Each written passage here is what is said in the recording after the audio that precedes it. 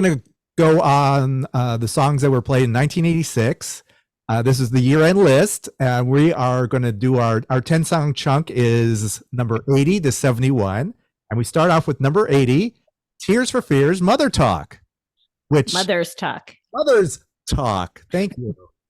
Holly is always going to correct me. Songs from the Big Chair. Did you have this album? Were you a big fan? I did. I absolutely love Tears for Fears. Huge, probably a top 10 favorite band of mine of all time. I saw them last year in Atlanta and absolutely blew my mind how great they still are. As a matter of fact, their last album, The Tipping Point, was my album of the year for 2022. It's so good all the way through. And yeah, obviously Songs from the Big Chair is what put them on the map for me. They were all over MTV back in the day. Unfortunately, Mother's Talk is probably one of my least favorite songs on the album. It's just a little bit too much all over the place, and it just doesn't, I think you mentioned that it was, maybe you mentioned that Roland said it was their way of trying to take on a Talking Heads jam. I don't hear that.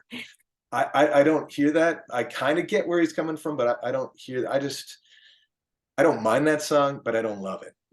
Yeah. Did they play that song at the show last year? Because, seeing as it's not a favorite of theirs, but it still was a single that, off one of their most popular, one of their most. I don't think they did. I'd have to go out to setlist.com and check, but I don't think that they did. We're lucky to have that now. Yeah, it's pretty cool. Boy, I've looked that up many times. Yeah, I do love that. Holly, where were you on the Mother's Talk?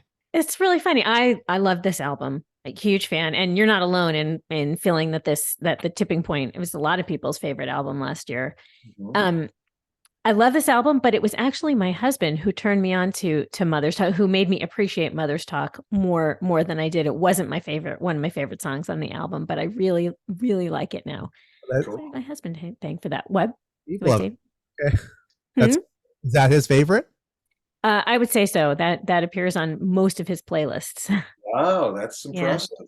Cool. Yeah. I mean, it's good musician. I mean, that bass is rocking, and I mean, I don't know. Sometimes, you just don't click with a song, and this is one that I've always skipped over. Maybe I should let it play through more often.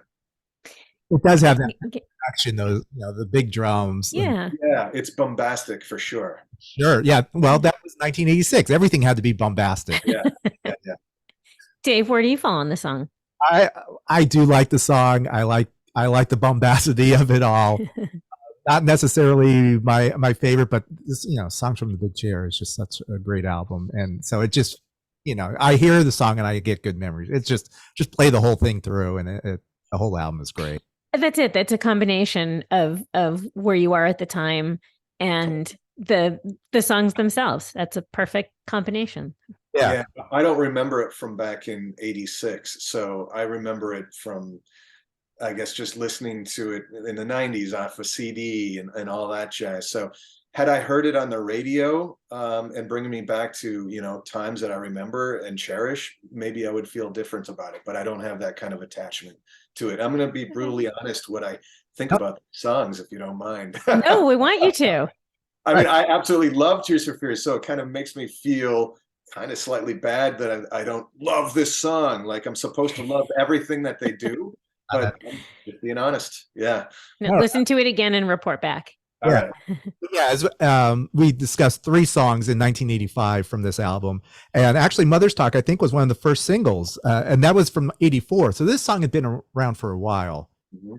And but anyway, Tears for Fears was could do no wrong, and K-Rock banged the hell out of those. Yeah, everything from Tears for Fears during this time. Yeah, it's great.